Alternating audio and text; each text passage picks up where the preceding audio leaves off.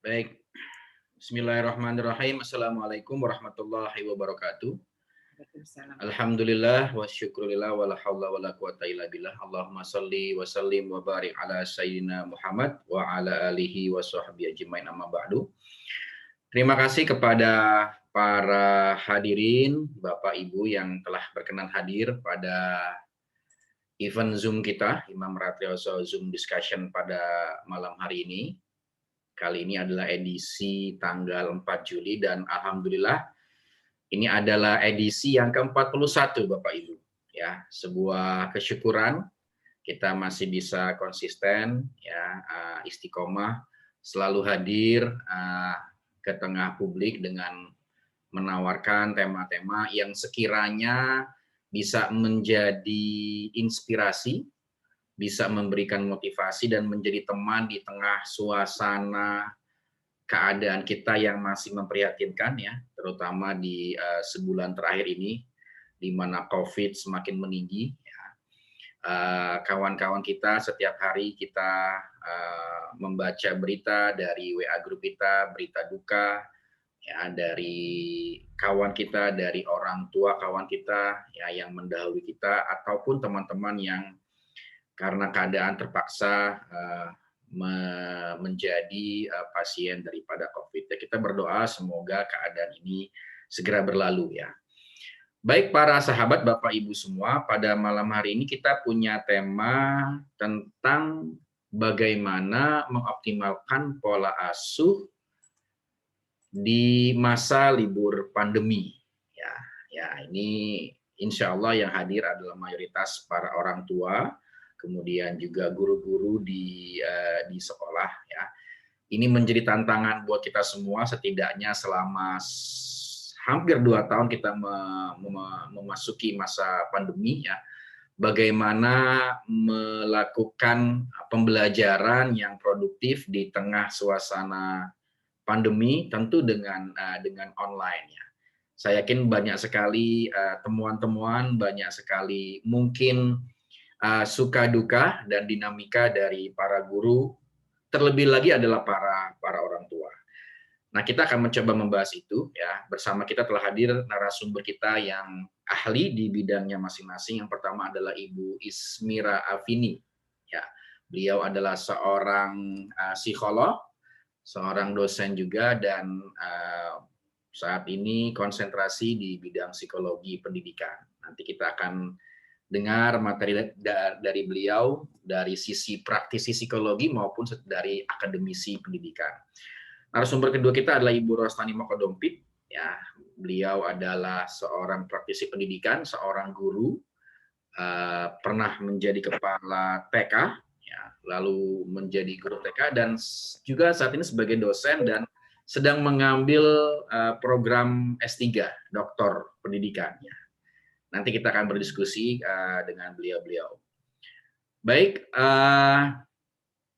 sebagai bentuk rasa prihatin kita terhadap kawan-kawan yang tengah berduka ataupun mereka yang sedang mendapat cobaan berupa COVID, mari kita kirimkan Fatihah kepada kawan-kawan kita. Semoga Allah segera menyembuhkan dan COVID segera berlalu dari bumi Indonesia. Ala hadini wa ila kulli niyatin salihah. Al-Fatihah.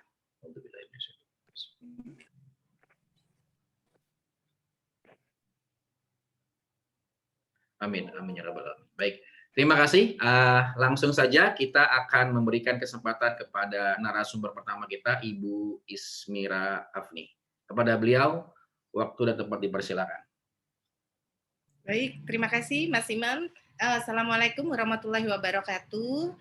Salam sehat, salam sejahtera untuk Bapak Ibu yang dirahmati oleh Allah. Insya Allah kita semua juga sehat seperti tadi kita sudah berdoa ya Mas Imam ya.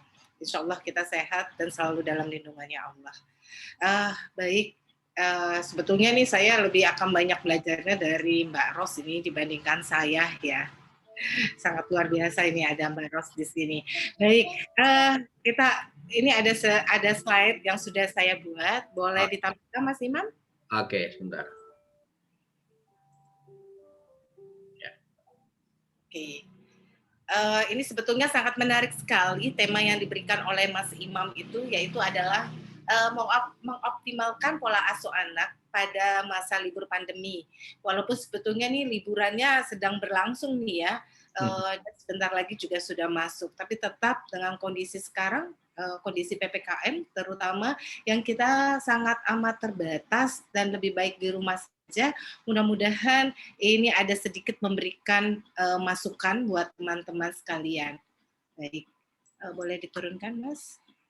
Oke, kita akan bahas sebetulnya ada 5 hal ya, yaitu pola asuh anak, lalu tentang liburan sekolah, lalu tentang perubahan di masa pandemi COVID-19 ini, dan cara pengasuhan kreatif masa libur pandemi COVID-19, dan ada kesimpulannya. Baik, turun Mas.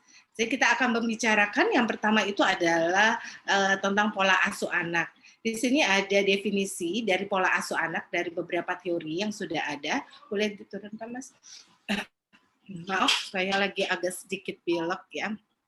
Oke, di sini menurut Kasmini ya, dalam Palupi dinyatakan bahwa, saya sambil harus pakai kacamata dulu ya, ketahuan umurnya ya.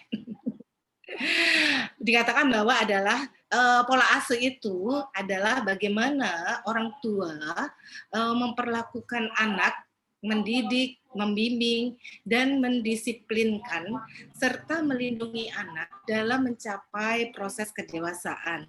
Jadi pola asuh itu berlangsung dari semenjak anak sampai anak-anak menjadi dewasa. Ini menurut Kasmini. Sedangkan menurut Kon, bahwa pola asuh merupakan sikap orang tua dalam berhubungan dengan anaknya, bagaimana cara mendidik anak, baik secara langsung maupun tidak langsung. Serta menurut Gottman menyatakan bahwa pengasuhan yang baik membutuhkan lebih dari kecerdasan, tapi juga melibatkan emosi, yang sebetulnya banyak sekali saat ini yang suka dilupakan oleh orang tua. Lebih mementingkan ke arah kognitifnya saja, sedangkan emosinya kadang-kadang suka terlupakan. Padahal dalam pengasuhan, selain kognitif, kita juga harus memperhatikan gimana perkembangan emosi pada anak. Ini yang perlu sekali, sehingga diharapkan anak-anak saat menuju proses menjadi dewasa, mereka dapat mengendalikan emosinya dengan lebih baik. Ya. Jadi dari ketiga teori ini, kata kunci ya, kuncinya adalah orang tua. Apapun yang terjadi pada anak, kesalahan yang mungkin terjadi pada anak, itu semua adalah dari orang tua. Jadi terkadang kalau misalnya ya kita temukan banyak sekali orang tua bilang, aduh anak saya ini susah diatur, anak saya ini suka membangkang. Ya, ini sebaiknya adalah orang tua untuk introspeksi diri. Apakah pengasuhan yang diberikan itu sudah sesuai nggak dengan kebutuhan anak? Sesuai dengan kebutuhan anak ini yang kita perlukan ya. Karena orang tua sebagai kunci pendidikan dan pengasuhan anak membutuhkan peran orang tua sebagai motivator dan fasilitator anak dalam menjalani kegiatan rumah.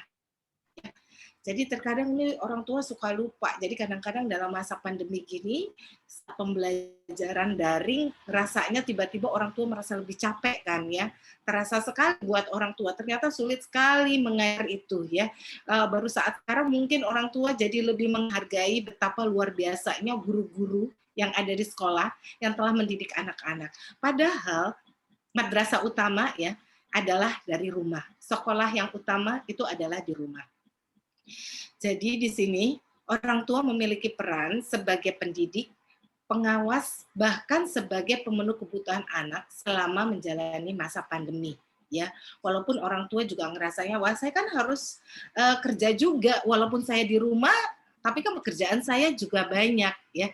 Tapi diharapkan ayah bunda tidak mengabaikan perannya sebagai pendidik anak di dalam rumah.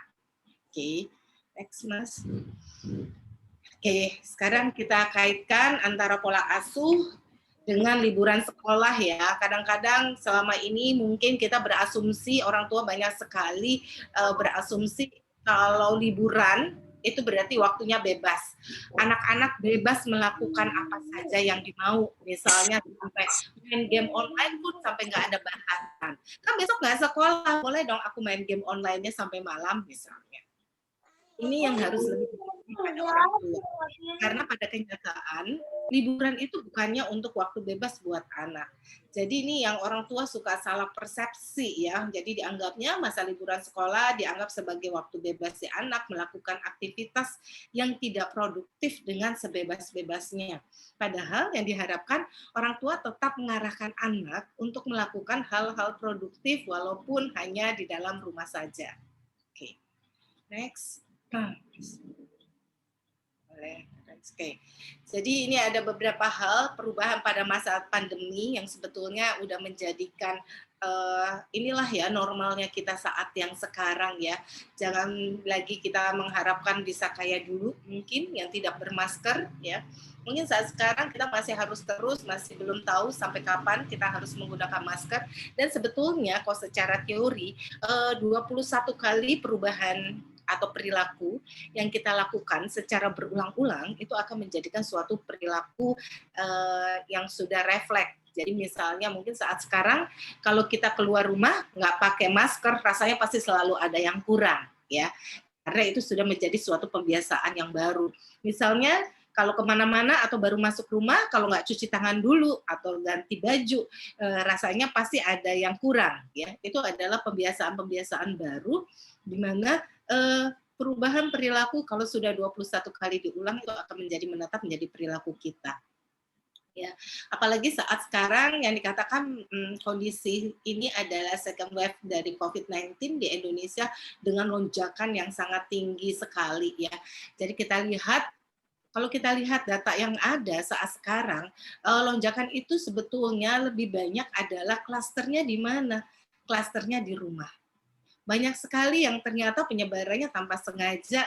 Mungkin ayah bunda pulang dari kantor, lupa, tidak segera cuci tangan, atau ada hal yang terlupakan, atau memang sudah membawa ya si COVID ini, dan kita di rumah itu karena ngerasa lega, di rumah nggak pakai masker. Ini kelengahan yang pertama ya, sehingga banyak sekali yang terjadi itu COVID-19 banyak terjadi di klaster keluarga. Ya, lalu di sini nih karena adanya second wave COVID juga ya dari sisi sosial budaya kita sudah harus tidak bisa ketemu lagi dan kita sudah terbiasa ternyata dengan pakai Zoom ya, ini sangat luar biasa ya. Segala dimudahkan dengan adanya Zoom, dengan adanya teknologi, pekerjaan juga lebih mudah kita menggunakan Zoom. Tetapi dari sisi ekonomi, PPKM ini memaksa orang tua untuk tetap bekerja dari rumah, tapi ada juga yang terkena imbasnya. Ini yang diharapkan adalah stresnya orang tua jangan dipindahkan kepada anak. Ya. Mungkin orang tua lagi stres menghadapi kondisi masa-masa sulit ini, tapi janganlah stres ini kita pindahkan kepada anak-anak. Dari sisi pendidikan, rencana belajar tatap muka yang mungkin nanti akan ditunda seperti tadi kata Mbak Ros, mungkin di 3 bulan ke depan ya ada tatap muka secara langsung. Kalau sekarang berarti masih tetap kita menggunakan daring.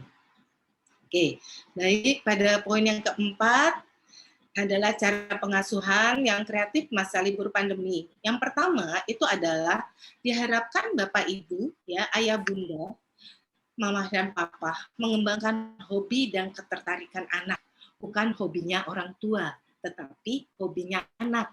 Apa sih yang menarik buat anak? Anaknya suka apa? Sukanya melukis. Mungkin kita bisa ajak anak, yuk nak, hari ini kita melukis apa ya? Atau ada anak,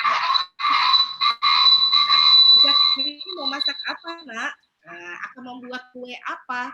Ingat ya, di sini adalah ketertarikan anak tertariknya akan hal apa ya, dan diharapkan waktu libur ini anak tetap produktif ya, menghasilkan sesuatu yang kita anggap itulah oleh-oleh liburan kita saat ini. Apa sih kira-kira oleh-oleh liburan kita saat ini yang kita bisa tekankan kepada anak ya, dan kembangkan apa yang disuka oleh anak. Oke. Yang kedua, kita harus menanamkan kepada anak sehat itu tidak sulit ya, dan kita harus memberikan pemahaman tentang COVID-19 ini jangan dengan hanya menakut-nakuti, ya. Nah, jangan hanya menakut-nakuti, ayo loh, awas, jangan main-main keluar, ada corona. Kita mungkin akan lebih bisa mengajak anak untuk menganalisa. Kira-kira kalau kondisinya saat ini, corona masih ada, menurut kamu, nak, kita aman nggak ya untuk keluar? Mungkin anak akan bilang aman. Oh, oke. Okay. Amannya kita gimana caranya? Nah, oh, kita pakai masker, Bun. Nah, ini kita harus hargai, ya. Jadi tidak hanya sekedar menakuti anak, ya, tapi mengajak anak untuk menganalisa dan melihat apa sih sebetulnya yang harus kita bisa lakukan, antisipasi apa yang bisa kita lakukan untuk menghadapi masa-masa ini.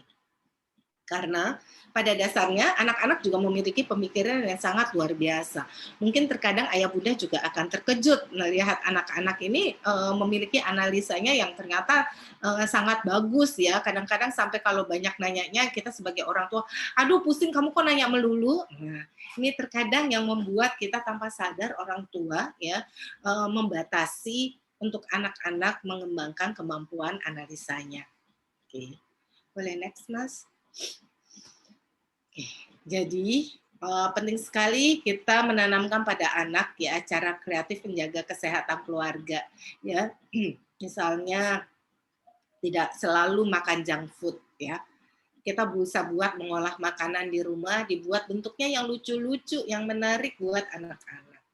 Lalu bisa juga kita ajak anak-anak untuk jadi partner kita dalam olahraga. Jadi nggak sekadar, ayo kamu olahraga, tapi kita tidak memberikan contoh. Karena yang terpenting sebagai orang tua itu adalah memberikan contoh kepada anak. Berikan contoh yang baik. Kita suruh misalnya anak-anak makanan sehat, tetapi kita sendiri tidak memberikan contoh untuk makan makanan sehat. Ya, atau kita cuma suruh anak-anak untuk berolahraga, tapi kita sendiri tidak melakukan olahraga. Karena bagi anak yang terpenting itu adalah contoh nyata dari orang tua, ya. Jadi ini memang untuk orang tua PR-nya agak banyak, ya, karena sebagai orang tua nggak ada sekolahannya, tidak ada sekolahannya, tapi banyak hal yang harus dikerjakan orang tua bersama anak. Oke. Lalu di dalam liburan sekolah saat sekarang, ya, kepada anak-anak kita bisa membuat challenge atau lomba dengan anak-anak, ya. Karena kenapa? Pada dasarnya anak-anak itu senang sekali kalau mendapatkan tantangan. Misalnya, oke, biasanya nih ya, Bunda kalau nyapu sama ngepel tuh bisa lama deh selesainya. Pasti kamu bisa nih lebih cepat dari Bunda. Ayo coba deh kamu tunjukin sama Bunda, nyapu dan ngepel lebih cepat dan lebih bersih dari Bunda misalnya. Nanti setelah ini kita akan sama-sama buat makanan kesukaanmu, misalnya demikian, ya. Jadi selalu berikan challenge atau tantangan kepada anak, karena itu membuat anak jadi terpacu untuk melakukannya, tidak sekedar hanya perintah, ayo kamu beresin, sapu, tolong kamu rapihin kamar. Wah, itu membuat anak lebih banyak akan menolak. Tapi kalau kita beri challenge tanpa disadari, anak justru akan lebih bersemangat melakukannya. Iya, Mas. Oke. Jadi kesimpulan dari ini semua adalah masa pandemi COVID yang sekarang terjadi bukanlah suatu penghalang untuk mencerdaskan anak, baik dari sisi kognitif, emosional, maupun spiritualnya. Justru saat sekarang kita semakin dekat kepada anak, dan anak lebih memahami kondisi orang tua, saling memahami itulah kunci utamanya. Baik, terima kasih Bapak dan Ibu. Sekian dari saya. Assalamualaikum warahmatullahi wabarakatuh. Baik, terima kasih Bu Ismira. COVID atau pandemi bukanlah menjadi penghalang untuk membesarkan anak-anak kita, ya. Seperti di notifikasi flyer kita, COVID adalah kesempatan untuk menghebatkan anak-anak kita, ya. Baik, kita lanjut ya ke narasumber kedua. Bagi para ibu, bapak yang ingin menyampaikan pertanyaan, silakan ajukan dulu di kolom chat, ya. Nanti akan saya sampaikan atau nanti langsung buka videonya dan sampaikan ke narasumber. Silakan narasumber kedua kita, Ibu Rosnani, untuk menyampaikan materinya. Baik, terima kasih Pak Imam. Tadi materinya sudah banyak dan super sekali dari Bu Ismira ya. Nah, sudah ada banyak materi, landasan teori dari tokoh-tokoh yang sudah dimatchingkan dengan kondisi psikologis anak dan kondisi saat ini. Jadi Bu Ros hanya memberikan sedikit sharing kondisi di lapangan, kondisi anak-anak di saat pandemi seperti ini. Memang anak-anak sebetulnya kita sadari di 1 tahun lebih mungkin ya, kita sudah merasakan di rumah gitu, di rumah untuk PJJ dan online ya. Saya sapa dulu untuk semuanya ini. Alhamdulillah ada 25 peserta. Saya sapa dulu sebelum saya lanjutkan. Selamat malam, Assalamualaikum untuk Bapak dan Ibu yang sudah bergabung, yang baik yang dibuka kameranya maupun tidak. Iya, Waalaikumsalam warahmatullahi wabarakatuh. Waalaikumsalam warahmatullahi wabarakatuh. Iya, kami appreciate ya Bapak dan Ibu walaupun hari Minggu masih mau kita berdiskusi di sini sebagai tanda kita cinta pada anak-anak, pada kondisi anak-anak ya. Ditambah lagi kondisi negara yang sangat prihatin, kondisi pandemi yang tidak berakhir.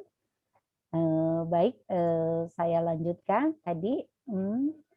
Kembali lagi kepada materi yang saya berikan adalah saya sebagai seorang guru PAUD ya, juga sebagai praktisi PAUD, memang melihat anak-anak usia dini, terutama di anak-anak usia dini ini jenuh ya, karena sudah hampir 1 tahun lebih untuk belajar di rumah, begitupun yang SD ya, SD dan SMP. Nah, ditambah lagi walaupun ada libur, tapi sepertinya tidak liburan sebetulnya, karena liburan yang sebelumnya kan biasanya keluar kota ya, atau minimal keluar rumah, walaupun cuma ke mall, walaupun cuma nonton bioskop. Nah, sehingga anak-anak ngerasa bahasanya ya rumah lagi, situ lagi. Memang betul kata Ibu Ismira tadi bahwa kuncinya adalah di orang tua, karena orang tua sebetulnya memang madrasah dan pendidik pertama selain dari guru atau orang-orang yang di luar anak-anak kita. Kalau orang tua yang memang kurang atau peduli tentang kondisi anak, memang anak-anak Indonesia pada saat ini sedih karena apa? Keterbatasan lingkungan dia bergerak, keterbatasan lingkungan dia berekspresi, keterbatasan dia menyalurkan energinya karena kondisi COVID, sehingga harus di rumah terus, lingkungan sangat terbatas, fasilitas media terbatas, terus teman sejawatnya juga terbatas.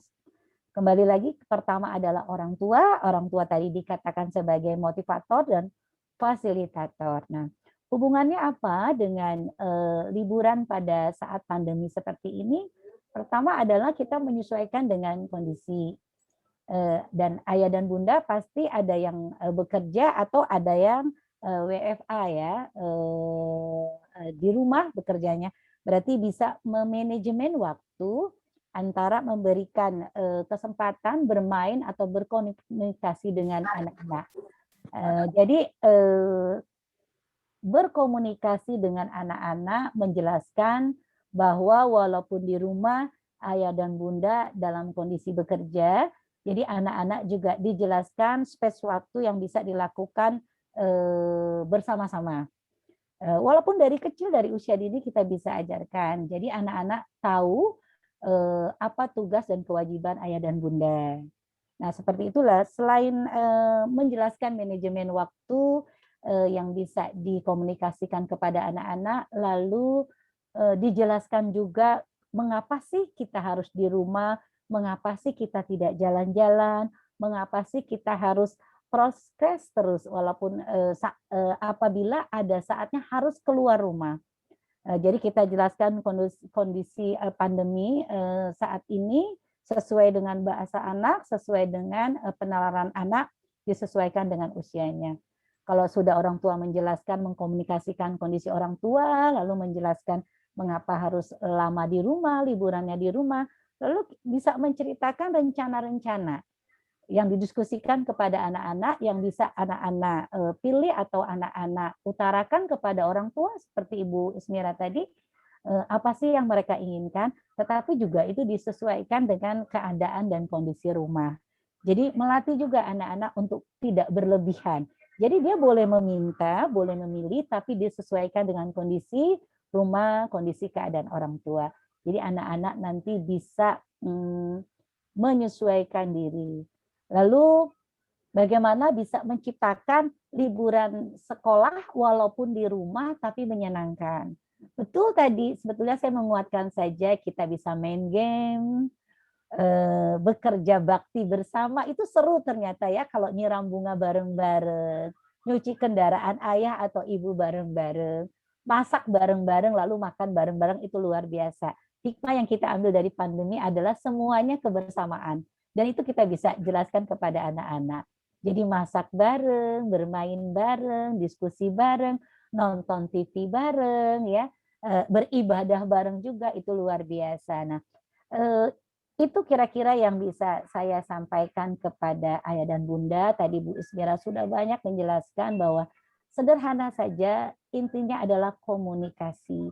Jadi komunikasi dua arah antara orang tua dan anak-anak, sehingga di antara orang tua dan anak memiliki toleransi yang tinggi dan memberikan pemahaman. Walaupun anak usia dini bisa dipahami, bisa memahami orang tua, bisa memahami keadaan apabila komunikasinya memang nyampe ke anak-anak.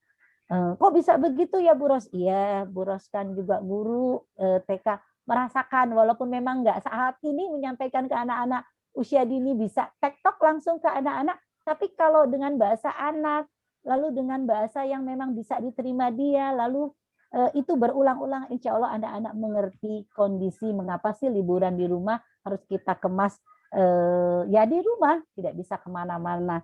Jadi memang harus seperti itu. Intinya komunikasi orang tua dengan anak, disesuaikan dengan kondisi anak, disesuaikan dengan apa yang anak-anak bisa pahami dari lingkungan di rumah.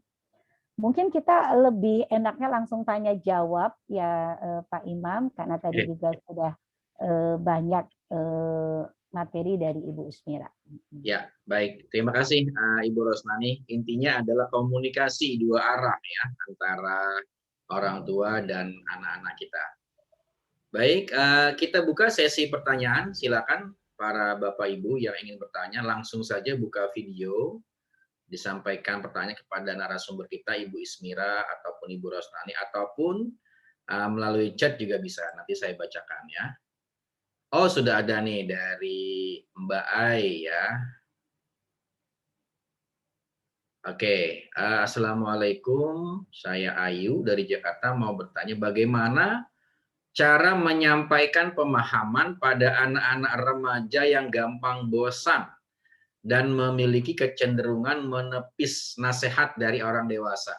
Wah, ini berarti bukan anak PAUD ini ya, ini anak remaja nih. Silakan Bu Ismira atau Bu Rosnani dulu, silakan. Ya. Silakan Bu Ismira, boleh. Oke, baik. Sebetulnya sama ya tadi yang sudah disampaikan ya untuk Bu Ayu. Kita itu harus memberikan challenge pada anak-anak. Kalau serba semuanya dilarang, itu justru membuat anak semakin ingin melakukannya. Ya, jadi di rumah kita buat banyak hal yang menjadikan itu sesuatu yang menyenangkan. Kalau mungkin anak perempuan kita ajak bareng-bareng untuk masak bareng, misalnya ya. Apalagi sekarang banyak sekali itu di YouTube ya tutorial masakan yang atau snack-snack yang lucu-lucu ya, bisa untuk dicoba misalnya ya. Atau kalau untuk anak laki-laki kita ajak bareng berkebun misalnya, walaupun rasanya wah rumah saya nggak terlalu besar, tapi mungkin dengan dipot-pot atau mengajak anak ya kita buat misalnya adalah hidroponik misalnya ya. Jadi sebetulnya banyak sekali hal yang bisa kita lakukan. Yang terutama adalah untuk anak-anak remaja adalah semakin kita akan larang, anak-anak itu sebetulnya semakin akan penolakannya semakin besar. Jadi kita harus rangkul dengan pelan-pelan, kita ajak dia kepengennya gimana. Mungkin kita membolehkan misalnya dia ngobrol dengan teman-temannya lewat Zoom atau hal-hal yang lain, tapi semuanya tetap dilakukan di rumah saja. Demikian kalau dari saya. Silakan Bu Ros kalau mau menambahkan. Baik, terima kasih Bunda Ismira. Ya, pengalaman saya kebetulan punya anak remajanya 2 ini. Kalau anaknya laki-laki ya Bunda, laki-laki itu kalau untuk berkomunikasi pertama nih perutnya itu harus kenyang. Jadi kalau bisa, jadi paling enak nasihati anak laki-laki tuh di saat lagi makan bersama. Jadi dia apa istilahnya menerima kalau dapat motivasi nasihati anak-anak atau kita gosen makanan ya sebelum mau motivasi mau nasihati nih kita mau makan apa ya gitu atau kita bikin sama-sama bisa atau gosen gitu ya nanti kalau saat lagi makan bersama menikmati kuliner bersama itu biasanya kalau untuk anak laki-laki ini ya ini lebih mudah masuk. Nah kalau untuk anak perempuan biasanya menjelang tidur. Untuk anak remaja ya, karena dia anak-anak perempuan cenderung menjelang tidur dia kan kadang-kadang menerawang, mengevaluasi lalu apa ya merencanakan mimpi-mimpinya dan itu menurut saya itu lebih efektif. Lebih efektif dan beberapa pengalaman beberapa juga yang saya dengar, yang saya baca itu memang untuk anak remaja ini gampang-gampang susah. Jadi kita harus tahu momennya. Ya, kalau anak perempuan kenapa sih sebelum tidur atau lagi kondisi di kamar gitu. Nah, karena kalau perempuan tidak bisa dinasihatinya di depan orang banyak ya Bunda ya, di depan mbaknya, mbak asisten rumah tangga, saudaranya karena rasa sensitifnya lebih tinggi. Nah, kalau anak laki-laki itu tadi dalam kondisi perutnya sudah kenyang atau dalam menikmati kuliner apalagi di rumah ya. Jadi untuk bisa masuk diterima motivasi orang tua atau pesan-pesan atau ajakan untuk menjadi lebih baik itu lebih mudah. Ini pengalaman simple dan pengetahuan yang saya dapat itu saja. Nah, kalau masalah kita mau nasihatin begini Bunda, namanya kita saja ya yang sudah berpengalaman hidup atau sudah tua istilahnya menerima nasihat orang saja kadang suka gengsi dan suka ngerasa kita jauh lebih tahu. Apalagi anak-anak ABG, anak-anak remaja yang mencari eksistensi sendiri yang ngerasa aku lebih tahu loh. Jadi memang modalnya adalah kesabaran. Jadi ayah dan bunda tadi teknik pendekatannya juga lihat sikon atau lihat waktunya, lalu sabar, memang sabar menghadapi anak-anak remaja luar biasa. Betul tadi kata Bu Ismira, nggak bisa dipaksa, nggak bisa frontal, nggak bisa dimarahin, nggak bisa keras. Nanti dia berbalik kepada kita. Itu seperti itu. Itu saja Pak Imam dan Ibu Ismira dari saya. Ya, ini dapat pengetahuan bagus nih ya. Sepertinya untuk laki-laki nih perlu banyak persiapan GoFood ya. Jadi perlu cari diskon GoFood ini. Karena itu paling efektif untuk memberikan nasihat ya. Ini para orang tua, ya, para guru-guru juga begitu nih. Sepertinya Pak Tri perlu menyediakan anggaran khusus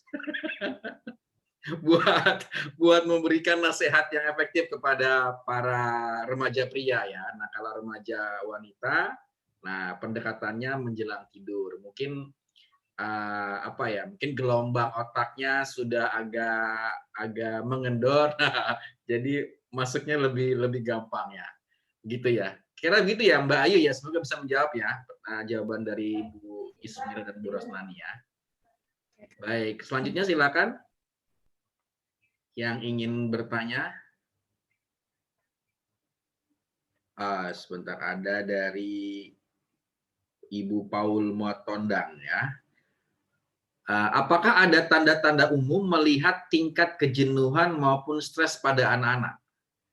Saya ulangi lagi, apakah ada tanda-tanda umum melihat tingkat kejenuhan maupun stres pada anak-anak? Bu Bu Ismira nih yang psikolog kayaknya lebih tajam nih jawabannya. Juga Mas Imam, Bu Ros juga keren itu. Oke, terima kasih nih dari Pak Paul Matondang ya, pertanyaannya tanda-tanda umum untuk melihat kejenuhan maupun stres pada anak ya. Bisa jadi kalau kita panggil tuh anak pura-pura nggak denger, itu juga salah satunya tuh. Udah dipanggil, diteriak-teriakin, tapi dia pura-pura nggak denger. Ini udah salah satu tandanya udah malas, aduh saya dipanggil nih, pasti mau disuruh apa lagi nih, malas pura-pura nggak denger. Nah itu juga udah salah satu tanda-tanda anak kita tuh lagi bosen atau lagi jenuh ya. Atau kalau kita menyampaikan sesuatu atau mengkomunikasikan sesuatu pada anak, dia cuma jawabnya iya, nggak tahu, itu juga menunjukkan tanda-tanda nih anak lagi bosen, lagi jenuh. Nah ini tadi tuh, apa namanya, boleh tadi yang ditambahkan oleh Mbak Ros nih, harusnya ditambahkan untuk anak laki-laki, diajak makan dulu ya Mbak Ros ya, diajak makan dulu, baru diajak untuk curhatannya. Kalau anak perempuan menjelang tidur, sambil diusap-usap, sambil tanya untuk curhatannya seperti apa. Insya Allah kalau kita lihat itu akan bisa. Mungkin Ibu Cici mau menambahkan ini Bu Cici ya, Pak Mas Imam. Kenapa? Ada Bu Cici, mungkin Bu Cici mau menambahkan juga. Bu Cici baru bergabung. Bu Cici monggo, kalau mau nambahkan. Ya, Bu Rosnani dulu mungkin. Bu Rosnani ada tambahan Bu Rosnani tentang tanda-tanda kejenuhan pada anak-anak ya. Iya, memang terima kasih Pak Imam. Kalau masalah kejenuhan memang setiap usia anak berbeda ya menunjukkan ekspresinya ya. Dari anak-anak usia dini, kalau jenuh dia memang kadang bahasanya kan masih abstrak ya, maksudnya cara berpikirnya. Jadi kadang-kadang komunikasinya tidak nyampe ke kita, tapi mungkin bisa kelihatan dari mungkin dia tantrum di rumah gitu ya. Tantrum atau apa tuh marah-marah tiba-tiba atau ngamuk ya atau ngerusak-rusak barang, itu juga cenderung anak-anak sedikit mencari perhatian kepada orang tua, dan kitalah yang memang sebagai orang tua peka kalau melihat anak-anak usia dini. Nah kalau untuk anak-anak remaja ya seperti Ibu Ismira bilang, itu tadi 1, 2, 3 kali dia tidak respon ketika kita dipanggil, atau kalaupun dia menjawab istilahnya dengan nada yang lebih tinggi. Mungkin ada hal yang tidak nyaman di dirinya sehingga dia sulit berkomunikasi, akhirnya dia frontal kepada kita. Nah, itu untuk anak-anak remaja ya. Nah, di sini kembali lagi orang tua yang pertama adalah sabar. Sabar dan meluangkan waktu untuk berkomunikasi dengan baik. Terutama untuk anak laki-laki ya Bunda. Karena anak laki-laki itu tidak semuanya mudah berkomunikasi dengan kita dibandingkan dengan anak perempuan. Anak laki-laki kan cenderung kinestetik ya, dia hanya istilahnya hanya gerakannya saja yang kita bisa lihat, tapi apa yang dia mau karena dia lebih introvert dibandingkan anak perempuan, itu yang kadang-kadang kita sulit. Ya seperti tadi berulang-ulang dikatakan bahwa sabar, komunikasi, dan kita lihat saja kalau ada perubahan yang terlalu menonjol dari yang tidak seperti biasanya, ayah dan bunda boleh menanyakan kepada anak kita apa sih yang dia alami, atau apa sih yang dia mau, atau apa sih yang menjadikan dia itu terlihat seperti tidak nyaman atau stres. Seperti itulah kira-kira Pak Imam ya. Oke. Baik. Terima kasih, semoga bisa menjawab ya Bapak atau Ibu Paul Matondang ini ya. Jadi bagaimana melihat tingkat kejenuhan dari diantaranya adalah dari cara menjawab panggilan kita. Kalau tidak menjawab, mungkin sedang tidur anak kita. Baik, silakan berikutnya. Ada lagi ini dari Ibu Revi. Ya, Ibu Revi Mary Tawati. Bagaimana cara mengalihkan anak dari gadget di masa liburan? meskipun sudah dialihkan kegiatan yang lain, tapi cenderung tidak menarik dan lebih senang dengan gadgetnya. Wadaw, ini persoalan klasik ini. Silakan Ibu Rosmani dulu kan. Iya, pertama yang salah bukan anaknya nih. Kenapa dikasih gadget anaknya? Yang salah kita sebetulnya, karena kita memfasilitasi. Sebetulnya memang ada kesalahan untuk orang tua, terutama anak-anak SD atau TK dikasih handphone. Sebetulnya tidak boleh, tetap handphonenya itu harus yang punya orang tua. Kalau untuk PJJ atau Zoom nanti hitungannya pinjam, bukan milik anak. Ini kesalahan dari orang tua adalah memang membelikan dan untuk anak, sehingga dia ngerasa ini punya aku dan ini Iya, memang kekuasaan aku untuk memainkan ini. Kesalahannya dari kita. Kenapa kita membelikan atas nama anak kita? Bukan meminjamkan di saat umpamanya PJJ online atau fit call dengan guru atau ada waktu-waktu tertentu anak boleh lihat YouTube. Jadi anak sebetulnya tidak punya handphone atau tidak punya gadget, yang punya ayah bunda. Tapi memang ada kalanya ayah dan bunda memberikan sehingga satu anak satu-satu handphone, satu-satu gadget. Itu sebetulnya kesalahannya ada di kita. Jadi coba istilahnya apalagi kok anak usia dini ya, jangan dikasih gadget, nanti dia egosentrisnya terlihat sekali, akan marah kalau gadgetnya diambil, seperti itu. Itu mungkin dari saya, mungkin nanti Bu Ismira bisa lebih menjelaskan lagi. Ya, oke. Bu Ismira? Ya, baik. Tadi penjelasan dari Bu Ros itu udah benar, karena asal muasal kenakalan anak, ketidaknurutan anak, bukan 100% kesalahan anak. Karena di situ orang tua 50% ikut andil, ya, ikut andil orang tua ya. Tadi seperti Bu Rosa katakan ya, untuk anak-anak usia dini belum apa-apa sudah dikasih ya gadgetnya, dan kadang-kadang nih ada juga kebanggaan dari orang tua suka bilang gini, wah anak saya masih segini tapi udah jago banget loh, bisa lihat ini saya aja nggak ngerti, anak saya ngerti. Nah di sini yang sebetulnya juga orang tua harus waspadai ya. Kenapa? Karena banyak hal berarti kalau orang tua tidak pahami, orang tua tidak bisa menyaring apa saja yang sebetulnya boleh buat anak, apa yang tidak buat anak. Ya, dan kalau kita perhatikan sebetulnya saat sekarang kalau kita ke rumah makan anak-anak balita supaya makannya anteng, apa yang terjadi? Udah dikasih gadget di depannya anak kan? Nah, ini nih orang tua yang sudah memberikan pendidikan demikian buat anak. Padahal ini waktunya makan ya berarti dia harusnya bisa menghargai makanan tersebut ya. Tapi yang terjadi adalah orang tua nggak mau repot, katanya anaknya nanti lari-larian. Padahal kalau kita sudah membiasakan ini waktunya makan ya berarti harus makan duduk dengan tenang. Ya, tapi kalau sudah dibiasakan untuk dengan gadget ya ini tadi akhirnya yang kesulitan adalah orang tua. Caranya adalah di sini orang tua harus bersikap tegas, misalnya tetap membatasi anak-anak boleh pegang handphone itu kapan. Mungkin kalau saat jamnya sekolah boleh ya karena digunakan untuk daring. Tapi kalau enggak ya enggak boleh. Atau di dalam gadget tersebut jangan di-download aplikasi game misalnya. Itu betul-betul hanya bisa untuk nge-Zoom atau hanya bisa untuk telepon atau WA saja. Tapi fasilitas lainnya YouTube dan lain-lain mungkin nggak perlu ya. Yang ada adalah di orang tua.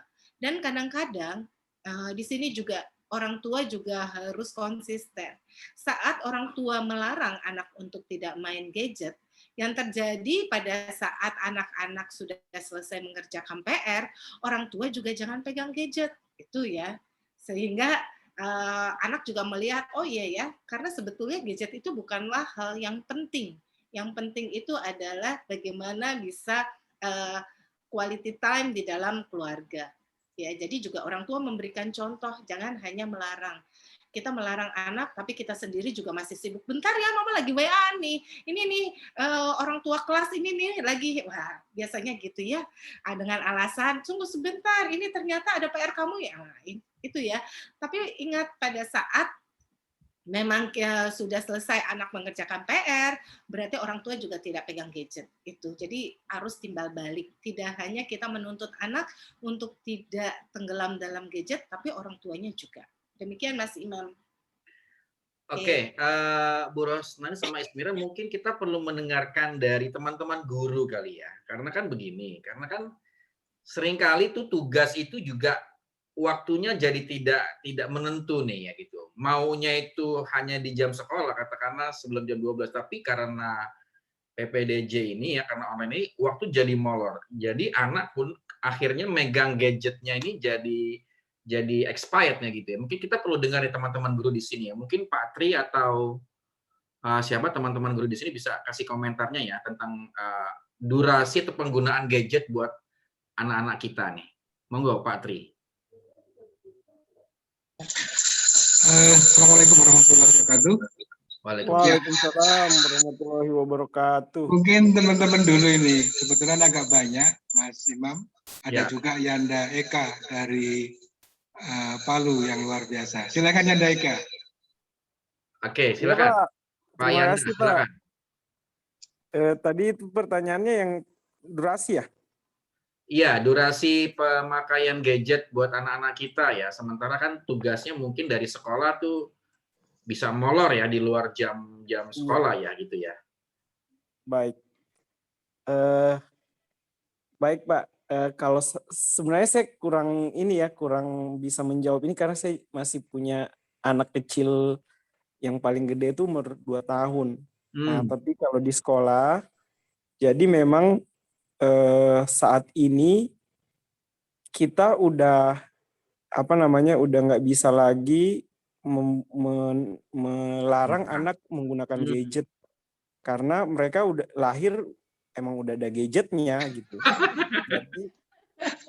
Jadi kalau lahir plus gadget untuk, dari rahim ibunya udah plus gadget. bahkan di dalam rahim ibunya kan udah ada aplikasi yang itu ya, yang monitoring ibu hamil ya. Jadi begitu mereka lahir yang emang gadgetnya tuh udah ada. Jadi emang ya gimana kita mau melarangnya, tetapi memang kita mengarahkan. Nah, penggunaan gadget bagi kami adalah sesuatu yang tidak bermanfaat ketika dia misalnya bermain game terlalu banyak atau dia menonton yang tidak bermanfaat. Tetapi kalau misalnya dia belajar menggunakan gadget atau misalnya dia teleponan dengan keluarga yang jauh, walaupun 1 jam dengan menggunakan gadget juga ya nggak apa-apa kalau menurut kami.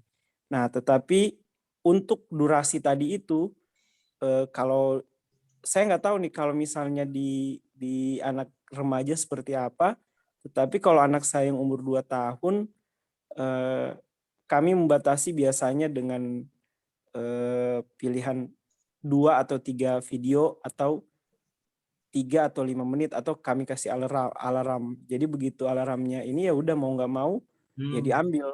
Kalau misalnya nangis ya kita ini ya mesti ada teganya juga gitu biar nggak jadi senjatanya dia buat kalau misalnya mau lagi dan kita nggak mau dia nangis, kita kasih lagi dan itu jadi senjatanya dia. Anak-anak kan pinter banget gitu, dia tahu cara mendapatkan sesuatu dengan nangis, ya udah dia nangis aja. Tapi kalau misalnya dari awal kita udah didik dia bertanggung jawab atas apa yang dia gunakan, alhamdulillah sampai saat ini ya walaupun ada beberapa drama juga, tetapi secara umum agak berhasil di anak saya yang usia 2 tahun. Kalau yang lain belum tahu, Pak. Iya.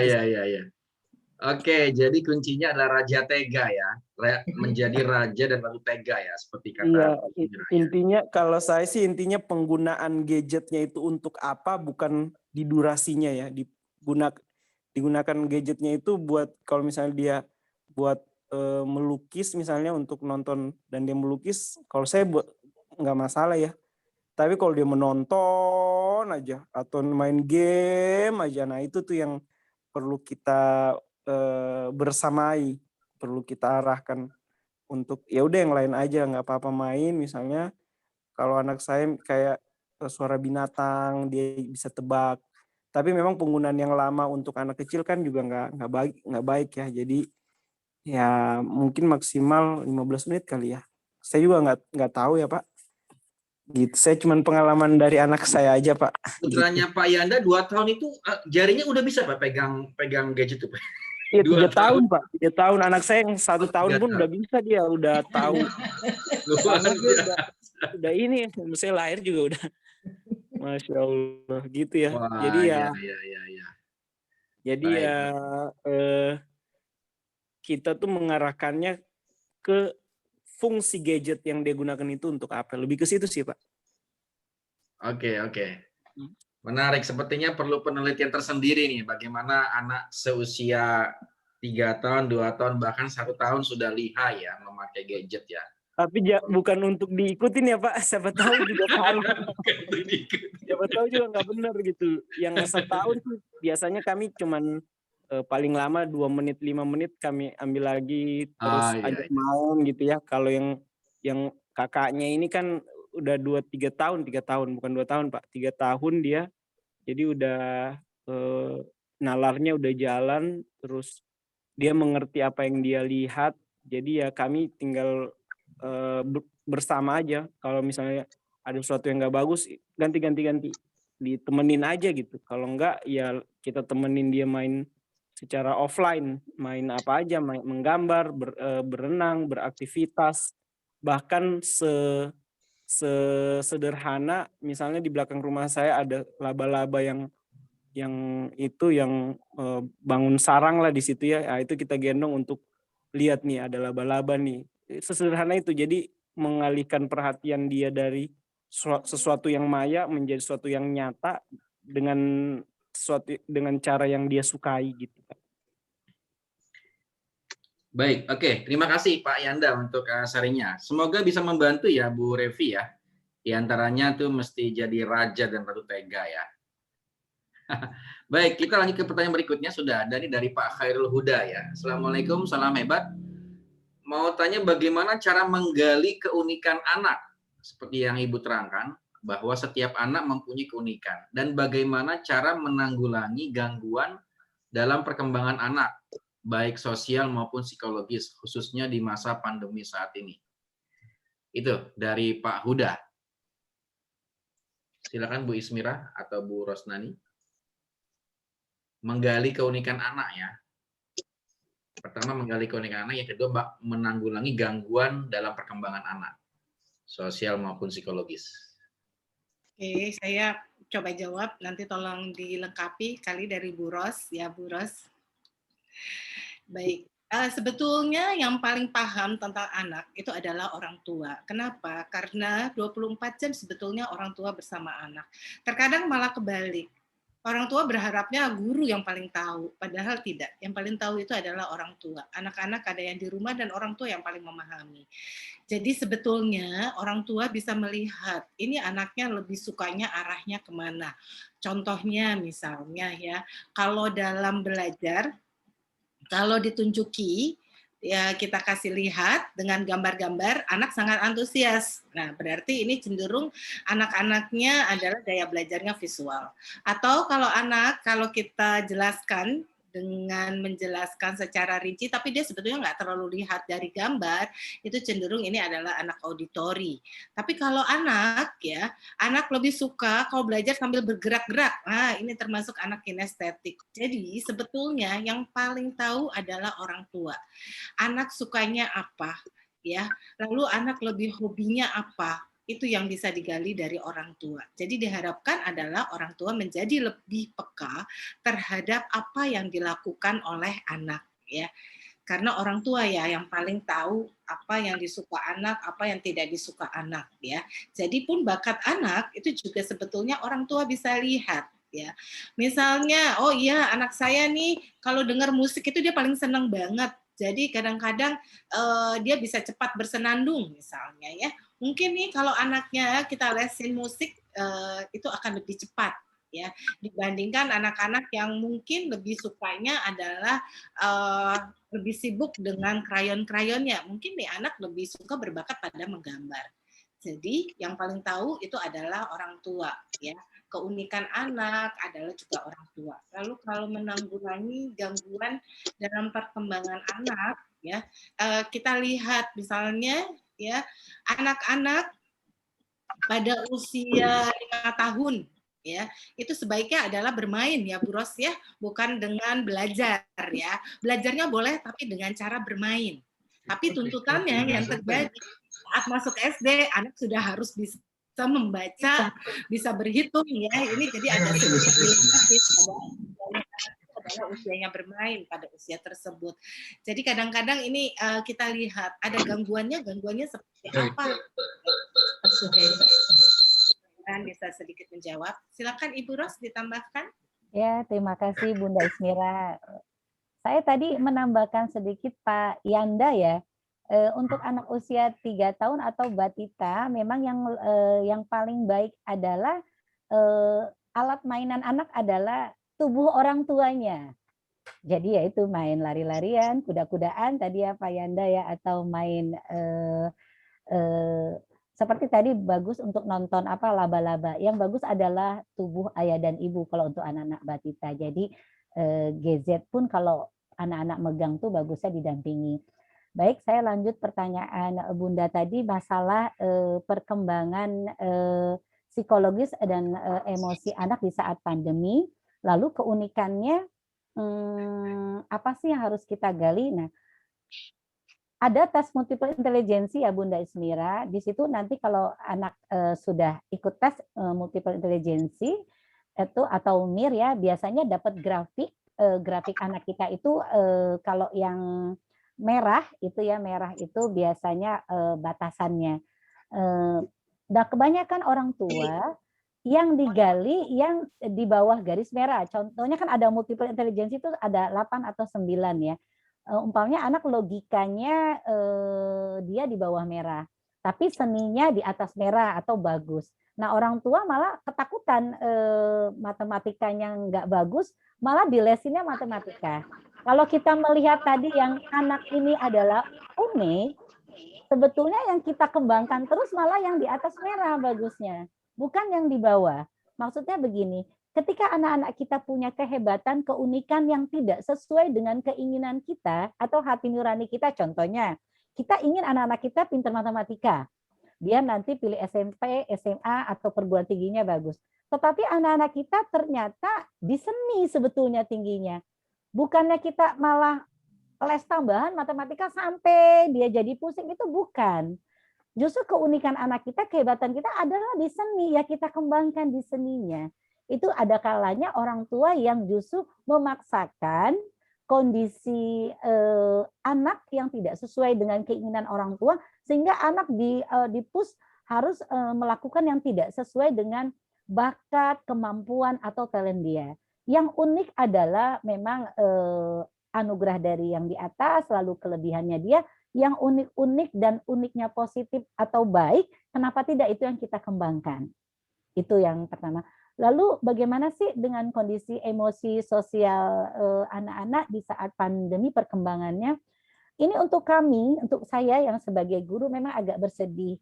Karena saya guru TK, saya tidak bisa menyentuh anak-anak TK secara langsung. Padahal anak-anak TK ini perlu sentuhan, sehingga dia bisa dekat secara emosional dengan ibu guru. Jadi, nah sekarang karena online nggak bisa nyentuh, lihatnya di Zoom terus anak-anak. Lihat bu gurunya juga seperti itu.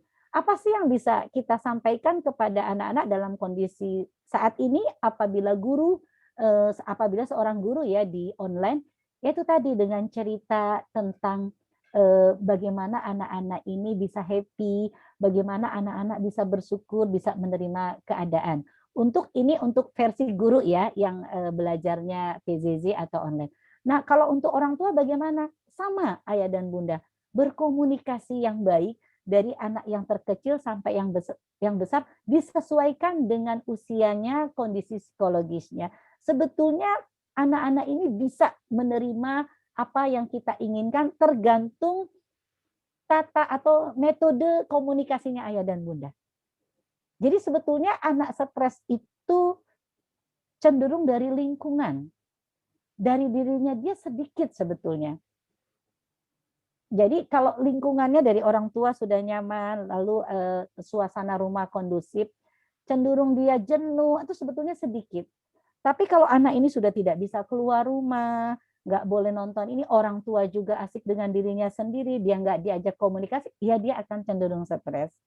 Jadi untuk masalah bagaimana sih anak-anak agar perkembangan emosinya, psikologisnya, sosialnya tidak terhambat, kita memang sebagai orang tua betul-betul punya waktu untuk dekat dengan anak. Justru bukan sisa waktu. Memang prioritas waktu untuk anak-anak. Kebanyakan orang tua sisa waktu. Apalagi untuk anak usia dini itu salah, bukan sisa waktu. Tapi prioritas waktu. Apalagi golden age, terutama untuk anak-anak usia dini. Salah loh kalau umpamanya sisa waktunya untuk anak, tidak. Prioritas waktu untuk anak. Apalagi kalau orang tua bisa kerja di rumah saat ini, wow, itu momen yang luar biasa untuk berkomunikasi dengan orang rumah gitu. Itu saja kira-kira Pak Imam. Ya, terima kasih Bro Sani. Saya menguatkan saja ya. Jadi betul untuk usia anak-anak itu stres itu biasanya datang dari faktor eksternal ya. Karena anak-anak ini kan pola pikirnya masih sederhana, sikap-sikap kritisnya masih sederhana ya, tidak sekompleks kita nih. Kalau orang dewasa itu stresnya lebih banyak karena faktor internal ya. Karena cemas, karena takut masa depan ya. Kan karena pikiran kita sudah kompleks ya. Nah, kalau anak-anak ini Pak masih bersih gitu ya, maka sangat ditentukan oleh faktor eksternalnya. Maka peran orang tua dan guru itu adalah bagaimana menciptakan lingkungan yang kondusif buat sang anak gitu loh. Nah, disitulah sebenarnya kunci memberikan kebahagiaan kepada anak itu ya, menciptakan lingkungan eksternal yang seoptimal mungkin menyamankan anak-anak karena keluguan anak-anak itu. Jadi kalau lingkungannya kondusif, apalagi tadi waktu yang diberikan bukan waktu sisa ya. Apa yang terbaik dari sisa? Namanya aja sisa. Kucing aja nggak mau makan makanan sisa, nggak mau ya.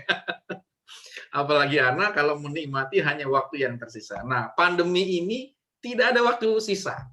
Tidak ada, semuanya berkualitas, fully kan begitu. Sudah WFH, sudah PPM, nggak boleh kemana-mana, GoFood, udah 24 jam kita dengan anak-anak kita. Nah, ini kesempatan untuk tidak hanya quality time, tapi juga quantity time-nya betul-betul kita optimalkan buat anak-anak kita, khususnya buat anak-anak usia dini kita ya. Itu semoga bisa menguatkan ya pertanyaan Pak Huda. Baik, berikutnya masih ada pertanyaan Bapak Ibu sekalian? Atau komentar ataupun ingin menguatkan dari teman-teman guru dan orang tua lainnya? Atau Ibu Cici ini senior kita nih? Iya, ada Bu Cici mau menambahkan itu Mas. Cici senior kita nih. Iya. Dan dekan nih, wah ini ilmunya luar biasa nih. Silakan Bu Cici. Aduh. Terima kasih Pak Imam, tapi saya sudah lupa itu soal anak-anak kecil. Tapi yang jelas ya, yang pertama kita harus bisa memahami kebutuhan mereka. Jadi kebutuhannya dulu kita pahami anak-anak itu. Nah, kalau kita sudah tahu kebutuhannya, kita akan memfasilitasinya dengan tepat.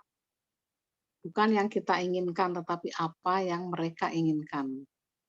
Nah, disitulah sebetulnya ketemu nih antara keinginan anak ya dengan apa yang diberikan oleh orang tuanya. Kadang-kadang orang tua ingin selalu yang terbaik, tapi bukan sesuatu yang pas buat itu terbaik. Ya, jadi dari situ kalau anak dimengerti kebutuhannya, dipahami perasaannya, itu pasti kita akan mudah mengarahkan mereka. Ya, jadi kita bisa istilahnya kita bisa membentuk relasi yang lebih intens ya. Itu ketika kita benar-benar sudah menyatu ya, artinya antara orang tua dengan anak itu sudah selaras lah gitu ya. Jadi kadang orang tua tuh merasanya sudah memberikan yang terbaik bagi anak. Tapi mungkin itu bukan terenak, bukan buat anak ya. Mungkin terbaik, tapi anak nggak nyaman. Ya. Jadi kalau gitu nanti anak tidak bisa berkembang secara maksimal. Nah sebetulnya intinya dari personal relationship dulu nih, kalau udah dibangun bagus, itu apapun yang orang tua akan arahkan, biasanya anak lebih mudah ya. Karena tadi chemistry-nya sudah pas nih. Jadi bukan apa-apa otoritasnya ada di orang tua, jadi anak harus begini, begini, begitu. Nah itu yang dibilang anak nurut tapi stres nanti. Mungkin itu aja sedikit Oke, Bu terima kasih Bu Ismira, Kiki. Pak Imam. Ya, untuk penguatannya ya, bagaimana bisa memahami anak secara lebih komprehensif lagi ya Ibu ya. Oke, ada satu pertanyaan lagi dan ini sepertinya menjadi pertanyaan terakhir buat kita semua dari Khalifah School ya, nampaknya seperti dari guru ini. Bagaimana dengan kondisi orang tua yang bekerja, walaupun WFH, tetap saja mereka bekerja. Apakah ada variasi kegiatan atau panduan yang dapat dilakukan anak sesuai usianya, sehingga orang tua memiliki gambaran atau panduan dalam mendampingi anak di rumah saat pandemi ini dengan keadaan orang tua yang bekerja? Nah nih, silakan Pak. Ya, Ibu Ismira sama Bu Rosani. Jadi orang tuanya masih WFH tapi bekerja, dia masih nge-Zoom ya, harus laporan sama pimpinannya. Ya, dalam sehari bisa ada 2, 3, 4 Zoom yang mungkin saling bertabrakan ya. Jadi bisa aja sambil nge-Zoom dia harus nyuapin anaknya, harus nyiapin anduk suaminya ya. Kira-kira begitu. Nah, ini bagaimana ini mengatur waktu dan membuat variasinya gitu. Silakan Bu Ismira sama Bu Rosnani. Baik, terima kasih Mas Iman. Terima kasih dari Khalifah School ya. Ini memang dilema saat sekarang ya dengan orang tua yang lagi WFH ya. Sedangkan anak-anak juga butuh perhatian. Sebetulnya ini bisa disiasati. Yang pertama misalnya saat kita sedang Zoom, anak tetap di sebelah kita, kan kita katakan, ini Bunda sambil kerja ya, nah kamu bisa sambil menggambar yang ini, selesaikan dulu nih halaman yang ini misalnya. Di sebelah kita, tetap masih bisa kita pantau ya, kita walaupun Zoom, anak masih ada di dekat kita, nggak apa-apa. Insya Allah sih bisa ya, kalau kita niatkannya untuk tetap berjalan dua-duanya. Karena sebetulnya pada dasarnya ibu-ibu itu multitasking, bisa mengerjakan lebih dari satu tugas yang ada ya. Bisa sambil nge-Zoom, jaga anak, sambil masak, sambil segalanya. Dan itu saya yakin sekali, bunda-bunda yang di sini pasti bisa lakukan. Demikian juga mungkin dengan ayah ya. Ayah juga pun bisa lakukan hal tersebut. Ya, walaupun sambil Zoom, anaknya tetap misalnya kita kasih pekerjaan, gimana ini kerjakan yang halaman ini sampai halaman ini. Kan mungkin dalam Zoom itu ada jeda ya, jeda setelah 2 jam, ada jeda setengah jam atau apa, itu bisa disambi ya, bisa disambi dengan tetap mengasuh anak. Jadi itu tergantung dari orang tua, bisa-bisanya orang tua bagaimana cara menyiasatinya. Begitu Mas Imam. Silakan Ibu Ros yang ditanya. Terima kasih Bu. Bu Rosnani. Ya Bunda, terima kasih. Super Bunda Ismira tadi penyampaian masukannya. Betul kata Bunda Ismira ya, bahwa ibu-ibu tuh multitasking. Jadi semua serba bisa. Nah, ibu-ibu yang bekerja WFA dan biasanya anak-anak kalau ada mamahnya itu lebih manja. Yang biasanya ditinggal ke kantor dia justru lebih mandiri, justru ada mamahnya biasanya lendot sana, ngusel sini, malah minta dilayani. Nah, memang pemahaman orang tua terhadap anak ini harus jelas ya, sesuai dengan bahasa anak. Ibu-ibu yang WFA di rumah dan anak-anak ingin tetap bermain sama ayah bunda di rumah, memanajemen waktunya harus lebih bagus. Jadi sebelum WFA mulai, sebelum anak bangun, urusan domestik harusnya sebetulnya sudah beres.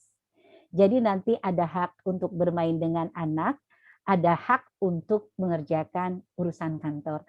Jadi nanti tinggal berkomunikasi dengan anak-anak. Kesalahan kita kadang orang tua yang bikin ibu-ibu kadang bertanduk, ya semuanya bersamaan waktu. Beresin rumah waktu, WFH-nya kantor juga bersamaan, anak ngelendotin sehingga akhirnya bertanduk kepada anak-anak, deadline kantor juga harus Zoom.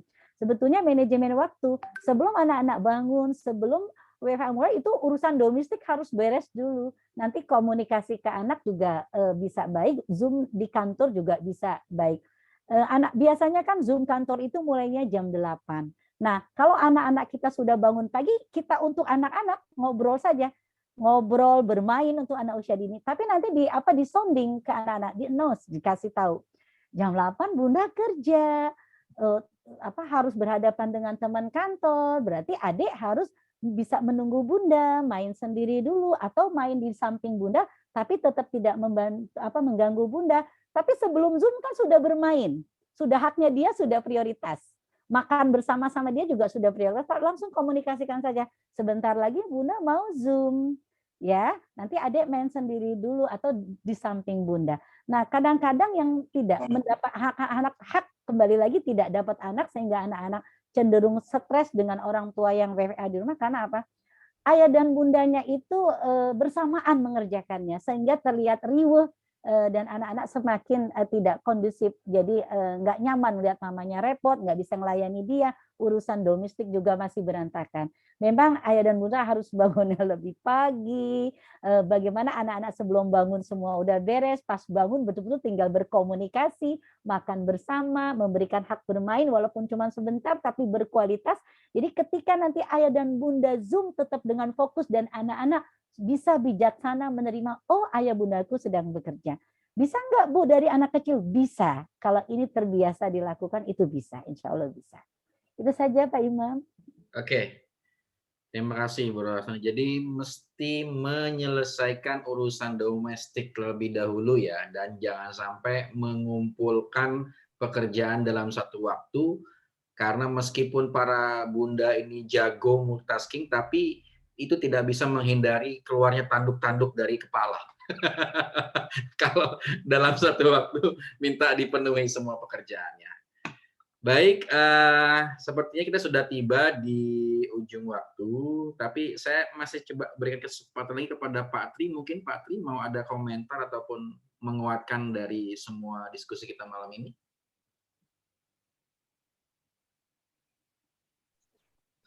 Oke, terima kasih sekali.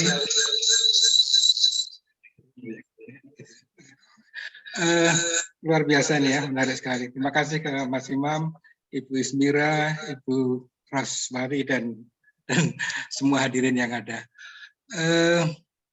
Memang perlu sekali ya bagaimana kita memahami anak kita, terutama tadi bukan keinginan kita, tapi kebutuhan kita. Kebutuhan anak. Ya. Kebutuhan anak. Kebutuhan anak-anak, bukan keinginan kita atau kebutuhan kita. Perlu sekali. Seperti misalnya kita bagaimana bisa menggunakan bahasa kasih ya, yang sangat penting sehingga anak kita itu akan kita akan lebih tahu tentang needs dari anak kita, termasuk caranya untuk merangkul, caranya untuk mengarahkan. Akan sangat bagus kalau Mas Imam, kemudian Bu Ros, kemudian Bu Is itu ada semacam guideline ke orang tua kali ya, semacam apa yang boleh dikerjakan, apa yang tidak, dibuat yang simple saja. Ya, ini akan menjadi sesuatu yang sangat bermakna bagi kami sebagai sekolah, sebagai guru, dan juga bagi orang tua. Karena mungkin sekali, kembali lagi, sebagai orang tua yang sibuk, itu sepertinya sudah mengerti apa kebutuhan anak. Tapi dari yang simple, mungkin belum gitu ya, lebih ke arah egonya itu lebih menonjol. Kalau itu bisa, mungkin akan sangat bagus Mas Imam. Jadi simple aja apa yang do's, apa yang boleh dikerjakan, apa yang tidak gitu. Semacam brainstorming aja. Ini juga akan menjadi hal yang bagus. Mungkin satu saat nanti bisa ditambahin lagi dari pengalaman-pengalaman yang ada gitu. Mungkin teman-teman dari Khalifah karena alhamdulillah banyak yang hadir Mas Imam. Oh iya. Tadi udah dari Anda Eka gitu. Yang hadir ini mungkin boleh juga sedikit sharing atau sebagai apa ya, 1-2 patah kata. Silakan teman-teman dari Khalifah Krukut Depok kalau ada. Silakan. Ibu Lisa mungkin dari TK Khalifah ya? Iya. Bu Lisa, silakan Bu Lisa. Sebagai praktisi. Ada Ibu Webah. Tadi Bunda Revi udah ya. atau dari Yandarano? Oke, mungkin mungkin belum ada ya. Oke. Mungkin itu aja Mas Imam, tapi ini Oke. satu sesi yang menarik sekali dan sangat bermanfaat. Mudah-mudahan nanti di lain waktu bisa ada acara semacam ini, terutama untuk orang tua. Karena ya kembali lagi ya, peran orang tua terhadap pendidikan anak itu aduh sangat penting sekali. Kebanyakan mereka, aku udah nyekolahin anakku di sini. Harapannya aduh selesai gitu, padahal sama sekali belum. Ya, ini seperti itu. Oke, makasih kurang lebihnya. Salam sehat, semangat semuanya. Mudah-mudahan berkah. Assalamualaikum warahmatullahi wabarakatuh. Waalaikumsalam warahmatullahi wabarakatuh. Ya, terima kasih Pak Tri ya untuk penguatannya. Semoga nanti kita semua punya kesempatan ya Bu Ismira sama Bu Rosnani untuk membuat guideline ya kepada para orang tua bagaimana menerapkan pola asuh selama masa pandemi ini. Baik, kemudian Bu Ismira mungkin ada closing statement Bu Ismira sebelum kita tutup. Baik, Bapak, Ibu, Ayah, Bunda, kondisi saat ini memang sangat tidak menyenangkan buat kita, terlebih buat anak-anak. Baiknya kita saling bahu-membahu bersama anak, memahami anak dengan lebih dalam lagi, dan yang paling utama adalah jangan memindahkan stres kita kepada anak. Ya, karena anak berhak untuk bahagia. Terima kasih Mas Imam dan semuanya, Ayah dan Bunda. Assalamualaikum warahmatullahi wabarakatuh. Terima kasih. Terima kasih. Ibu Rosnani, silakan. Ya, terima kasih Pak Imam, Ayah dan Bunda. Kondisi pandemi ini selain ke kita mungkin menakutkan atau menjadi banyak khawatir, tapi ada hikmah positif. Kita bisa selalu bersama dengan keluarga. Itu kita ambil positifnya. Kesempatan untuk kualitas dan kuantitas banyak bersama anak-anak. Kuncinya cuma sabar, ikhlas, dan tetap bersyukur. Karena kalau dari orang tua sudah sabar, ikhlas, dan tetap bersyukur, suasana di rumah nanti akan nyaman, kondusif, dan bahagia. Kalau sudah bahagia semuanya, insya Allah apa yang kita harapkan dari isi keluarga kita juga bisa tercapai, insya Allah. Itu saja dari saya. Oke. Baik, terima kasih Bu Rosnani. Terima kasih semuanya atas partisipasinya ya teman-teman ya dari Khalifah, TK Khalifah, Sekolah Khalifah ya. Semoga apa yang sudah kita diskusikan menjadi pencerahan yang menjadi ilmu dan informasi yang bisa kita implementasikan dalam dunia pendidikan dan pola asuh kepada anak-anak kita ya. Kita masih punya banyak PR, punya banyak tantangan selama masa pandemi ini, tapi semoga kebersamaan kita ini melecutkan lagi semangat kita bahwa tugas pendidikan dan pola asuh serta pengajaran kita tidak boleh berhenti ya. Kita harus selalu bersemangat, kita harus selalu bersatu padu demi generasi kita yang lebih baik lagi di masa depan. Baik, saya undur diri. Sekali lagi terima kasih. Mohon maaf bila ada kata-kata yang kurang berkenan. Kita jumpa lagi minggu depan di Zoom dengan tema-tema lain yang mudah-mudahan lebih menarik. Sekian, wassalamualaikum warahmatullahi wabarakatuh.